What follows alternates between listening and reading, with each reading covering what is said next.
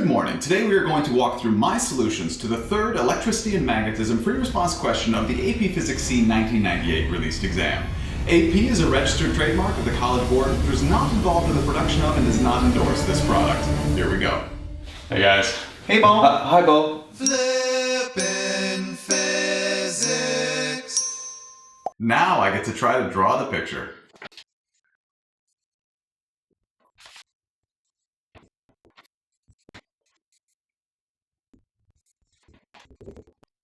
We have a three-dimensional circuit. We have a resistor and a wire attached to two rails. These rails are inclined at an angle theta, and there is a bar connecting the two rails and moving down the two rails. And there is a magnetic field oriented perpendicular to the two rails and up. Now, I've drawn the front view because it's going to be easier to talk about all the directions and things in the front view, but it's very important that you understand the three-dimensional picture of what's going on. But again, I'm going to talk mostly about the front view. Now, there is negligible friction in this problem, and for parts A through D, they specify we need to make sure our answer is in terms of specific variables. Again, there's negligible friction, so the coefficient of friction is approximately equal to 0. And for parts A through D, they need our answer in terms of m, the mass of the bar, L, which is the distance between the two rails. Note the bar is actually longer than that, but current is only going to flow in the bar between the two rails, so L is the length, distance between those two rails. Theta is the angle of the incline, B is the magnitude of the magnetic field, R is the resistance of the resistor, and G is the acceleration due to gravity here on planet Earth. Actually, Mr. P, couldn't it be the acceleration due to gravity on any planet? Absolutely, Bo. That's one of the joys in doing this with all variables. Then we could actually take the whole apparatus to a different planet and solve the problem there with a different acceleration due to gravity. Part A, this bar is going to accelerate down the rails, down the incline, until it reaches some sort of constant terminal velocity. And the question is, what is the current in the circuit, the current in the bar, when it's reached this constant terminal velocity? In order to figure this out, class, we need to use that handy tool, The right-hand rule. and we need to Limber up.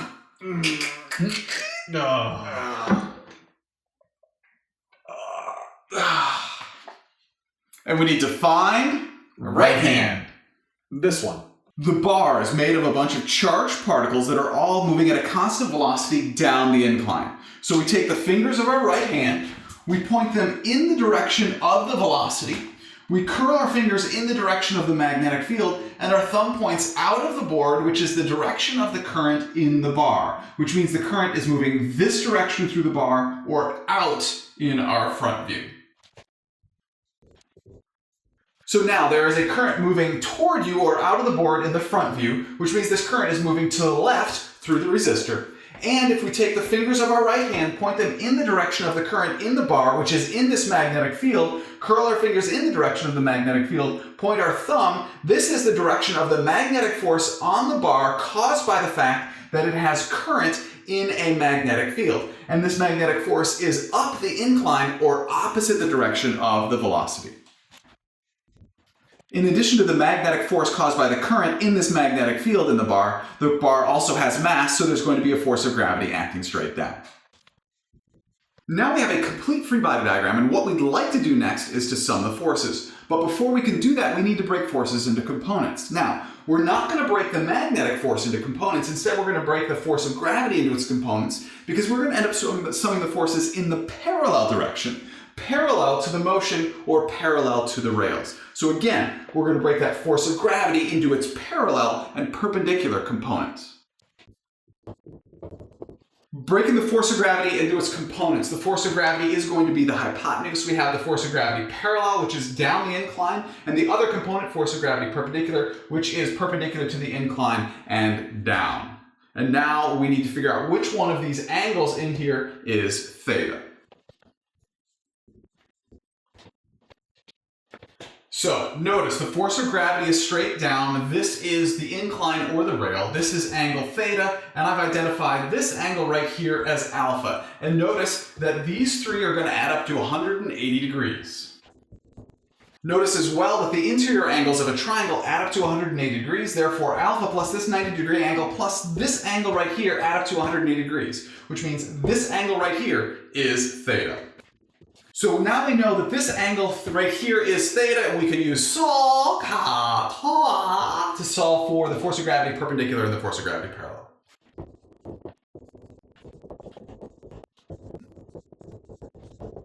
Sol is sine theta equals opposite over hypotenuse. Opposite is the force of gravity parallel. The hypotenuse is the force of gravity. Therefore, the force of gravity parallel equals the force of gravity times the sine of theta, or mg sine theta. And ka is cosine theta equals adjacent over hypotenuse. And adjacent is the force of gravity perpendicular. Hypotenuse is still force of gravity. Therefore, the force of gravity perpendicular equals the force of gravity times the cosine of theta, or mass times the acceleration due to gravity times the cosine of theta. Equation holster? Sure, we can put them in the equation holster. The next thing we'd like to do is sum the forces in the parallel direction, but before we do that, we need to redraw the free body diagram. In our redrawn free body diagram, we still have the magnetic force, but instead of having the force of gravity, we have its components, the force of gravity parallel down the incline, the force of gravity perpendicular to the incline. And down. So now we can sum the forces in the parallel direction. That can't be right. We must be missing a force. Otherwise, the bar would accelerate right through the rails. Yeah, I think we're missing the force normal. Wow, absolutely. We do need a force normal in our free body diagram. Thank you very much. That's very helpful.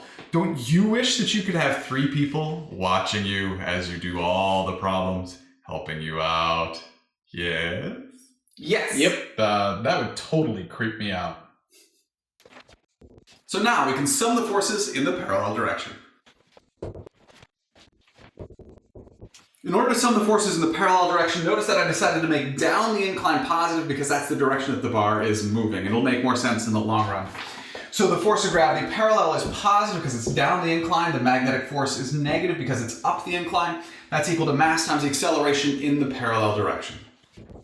For part A, the bar has reached a terminal velocity or a final constant speed. Therefore, the acceleration in the parallel direction is equal to 0. We can add the magnetic force to both sides and we get the magnetic force is equal to force of gravity parallel.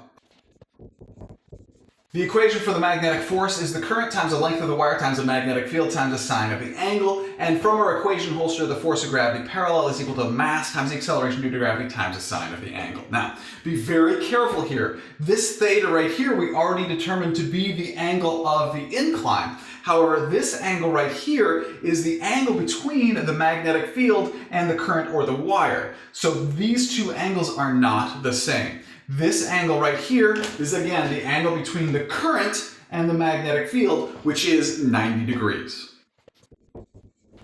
We can now substitute in our 90 degrees for our angle. The sine of 90 degrees is 1. And for this L length here, we can substitute then this L, the distance between the two rails, because the bar carries current between the two rails. So that is the length that we substitute in. And we can solve for the current I. The answer for part A, the current in the bar when the bar is moving at a constant final speed is equal to the mass of the bar times the acceleration due to gravity times the sine of the incline angle of the rails divided by the distance between the two rails times the magnetic field. For part B, we're just extending actually part A and we're solving for the final speed, this final constant terminal speed of the bar. I'm going to need this space, but this current equation I think is going to be very useful. So I'm going to put that in an equation holster and I'm going to put it down in the corner. Equation holster.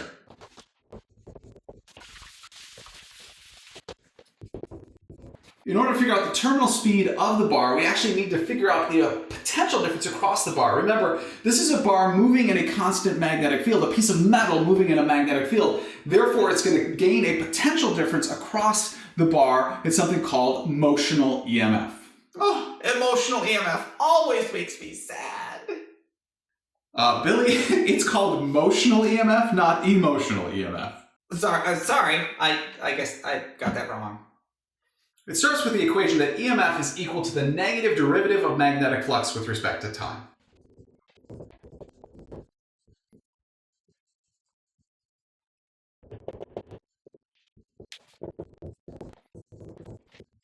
We can pull the magnetic field out from the derivative because it is constant. We have a cosine of 180 degrees. Now, here's how I got 180 degrees.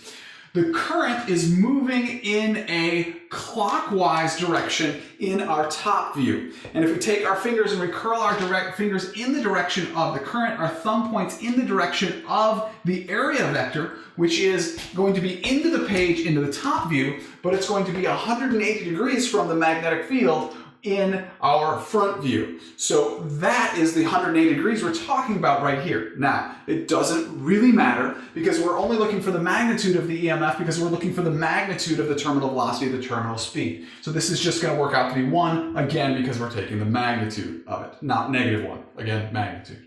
Now, area. This is going to be the area right here, from where the magnetic field starts to where the bar is. And that is going to be the length, the distance between the two rails, times this distance x, which I've defined as the distance from where the magnetic field starts to where the bar is. And that is a variable distance. It is increasing as a function of time as the bar moves down the rail. So now, L is a constant, and we can pull that out from the derivative. And again, we're looking for the magnitude, so the cosine of 180 just works out to be 1, taking the magnitude of -1. And then we're left with dx dt, the derivative of the position of the bar as a function of time, which of course is the velocity of the bar. So we have figured out the motional EMF of the bar. It's equal to the magnetic field times the distance between the two rails times that terminal speed of the bar. And we also know that the potential difference across the bar is going to be equal to current times resistance. We have already figured out the current. It's in our equation holster. And so we can substitute that in. And we can solve for the velocity. And we get the terminal speed of the bar is going to be equal to the mass of the bar times the acceleration due to gravity on any planet, times the resistance, times the sine of the inclined angle divided by the quantity, the distance between the rails squared, times the magnetic field squared. This is the answer for part B. Moving on to part C. Part C, we're looking for the rate at which energy is being dissipated in the circuit when the bar has reached its final constant speed. So at its terminal speed, what is the power dissipated in the bar? This is, we have 3 different equations for electric power. We're going to use power equals current squared times resistance. We already have an equation for the current. We substitute that in, we square it, we multiply it by the resistance. We end up with the electric power dissipated in the bar is equal to m squared g squared times r times the sine squared theta divided by the quantity L squared times B squared. The answer for part C. Now we move on to part D. And part D is just a little bit harder than part C.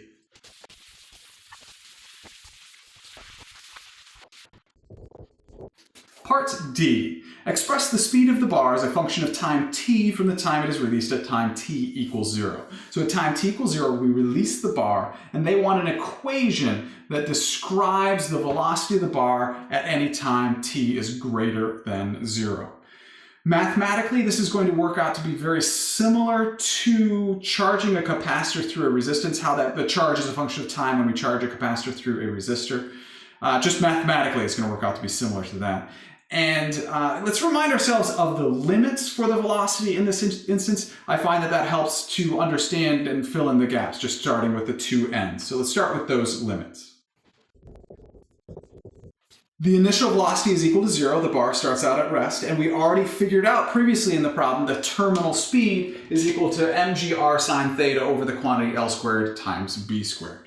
Now, the free body diagram is the same. We're just summing the forces in the parallel direction. The difference here is that the acceleration in the parallel direction is no longer equal to 0 because it's not moving at a constant velocity. It's accelerating down the incline.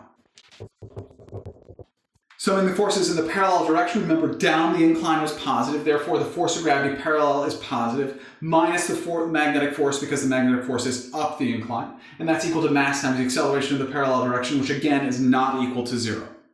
We can now substitute in the equations for the force of gravity parallel and the magnetic force.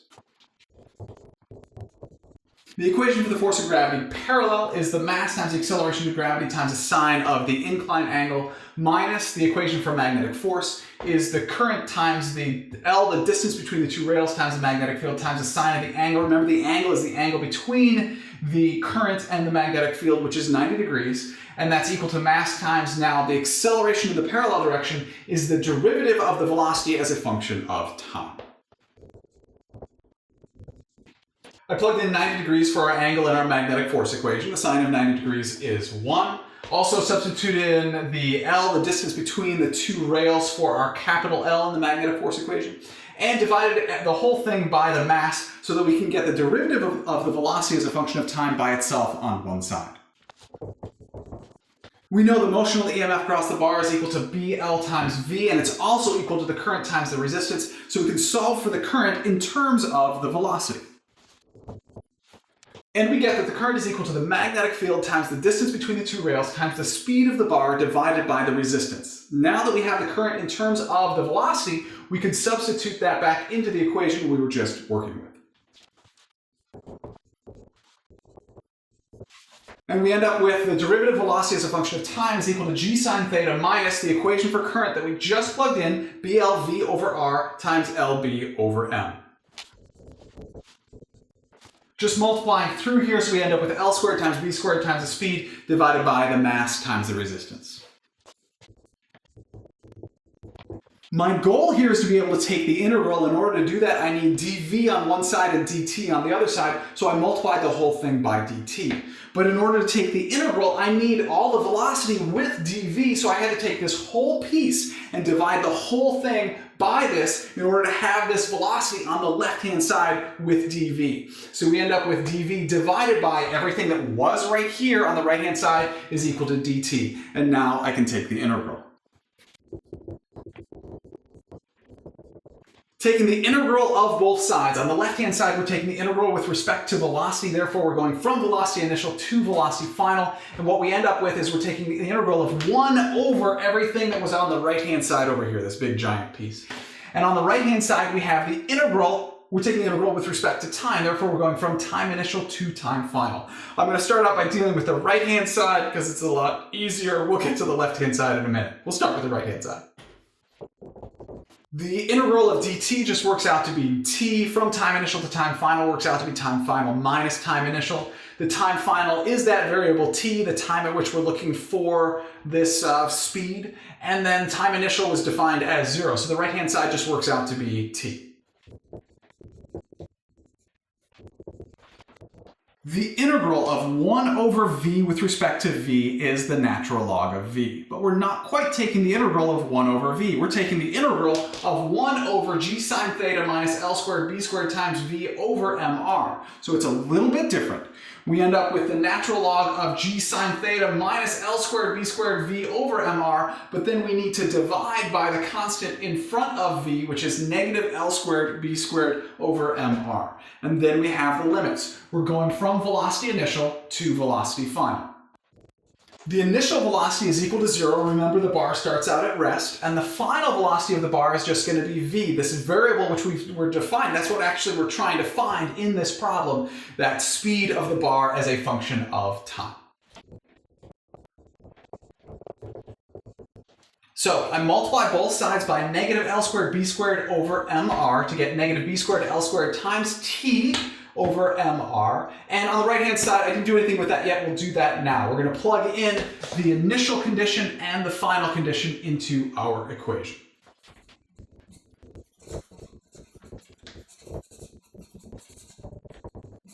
So all I did here was plug in our initial and final velocities, 0 and v. So this actually works out to be exactly the same, and the only difference here is instead of having velocity, we have 0 because our initial velocity was equal to 0, and this whole piece then is equal to 0. Remember, the natural log of x minus the natural log of y is equal to the natural log of x divided by y. Therefore, that's all I've done here. This is the natural log of x divided by the natural log of y. Now, what I've done here is I've taken e to the power of the whole equation. On the left-hand side, which I've moved to the right, we now have e to the power negative b squared L squared t over mr. And on the right-hand side, we had e to the natural log of this whole thing. And remember, e to the natural log of x is just x. So we just ended up with what we had in the brackets over here on the left-hand side.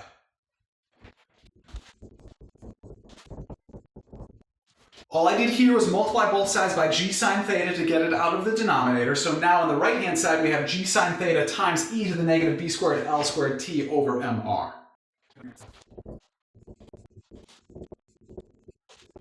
So now I subtracted g sine theta from both sides, so that we end up with negative b squared L squared v over mr is equal to g sine theta e to the negative b squared L squared t over mr minus g sine theta.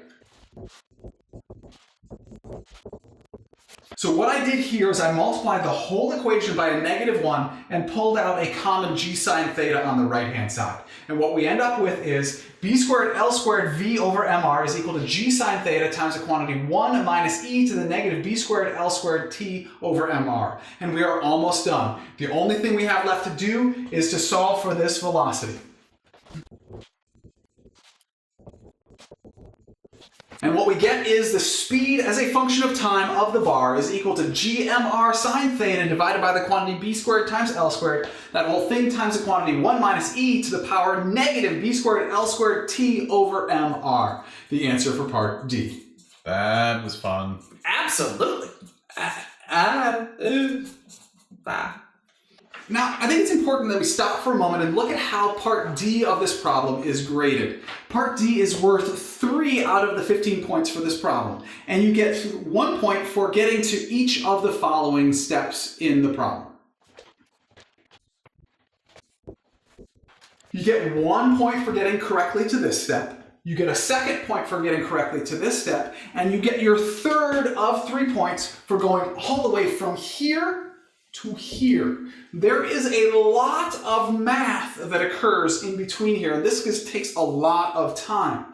This is an example of one of my suggestions from my video, 8 general suggestions for the free response question portion of any AP physics exam. And that is to leave algebra-heavy solutions for later. This is a physics test, a physics exam, not a math test. So really, if I were taking this test, somewhere around here I would realize, oh hey, this is going to take me a long time to get to the end of this solution. Stop! Finish the rest of the exam first, and then come back and finish this if you have time. Get as much of the physics done as you can, and then come back and finish the solution again if you have time. Thanks, Mr. P. Thanks. I think I should probably watch that video again. Speaking of time, one of the things that you can do if you have time is that you can check the limits of your solution to make sure that they match the limits that we got initially. So that's what we're going to do now. We're going to check our limits.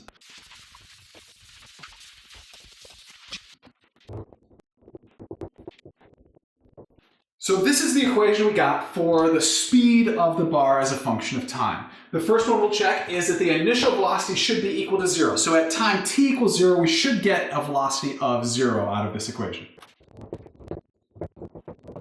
Substituting in 0, we get e to the negative 0 or e to the 0, and e to the 0 is just 1. So again, e to the 0 is just 1. 1 minus 1 is 0, so this does in fact work out to give us an initial velocity of 0. Our second limit was the final speed, and that's at time t is approximately equal to infinity. So we plug in infinity for our time, we end up with e to the negative infinity, and e to the negative infinity is 0. And 1 minus 0 is just 1, so our final velocity works out to be mgr sine theta divided by the quantity b squared times L squared, which is exactly what we said it was going to be, which is good.